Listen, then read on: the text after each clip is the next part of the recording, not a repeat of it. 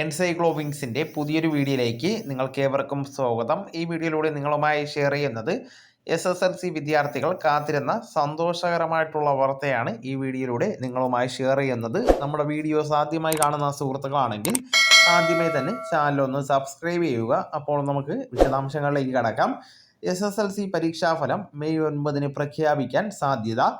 മൂല്യനിർണ്ണയം പൂർത്തിയായെന്നും ടാബുലേഷൻ ഉൾപ്പെടെയുള്ള നടപടികളെ പൂർത്തിയാകുവാനുള്ളൂവെന്നും പൊതുവിദ്യാഭ്യാസ വകുപ്പ് അധികൃതർ വ്യക്തമാക്കി. SSLC ഫലം പ്രഖ്യാപിച്ച ശേഷം അടുത്ത ദിവസങ്ങളിൽ ഹയർ സെക്കൻഡറി ഫലവും പ്രസിദ്ധീകരിക്കുന്നതാണ്. മെയ് 3-ാം വാരത്തിനുള്ളിൽ SSLC ഹയർ സെക്കൻഡറി പരീക്ഷാഫലം പ്രസിദ്ധീകരിക്കുമെന്നാണ് നേരത്തെ ഉണ്ടായിരുന്ന പ്രഖ്യാപനം. SSLC മൂല്യനിർണ്ണയത്തിന് 72 കേന്ദ്രീകൃത ക്യാമ്പുകളാണ് ഒരുക്കിയിരുന്നത്.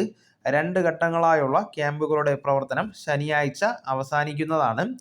1-ാം വർഷ ബിരുദ ക്ലാസുകൾ ജൂലൈ 1 തുടങ്ങുവാനാണ് ഉന്നത വിദ്യാഭ്യാസ വകുപ്പ് തീരുമാനം എടുത്തിട്ടുള്ളത്.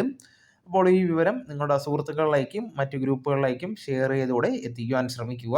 നമുക്ക് തുടർന്നും വിജ്ഞാനപരമായിട്ടുള്ള മറ്റു വീഡിയോസും ആനുകാലിക വിവരങ്ങളുമായിട്ട് വീണ്ടും കാണാം. അതുവരെ ഗുഡ് ബൈ.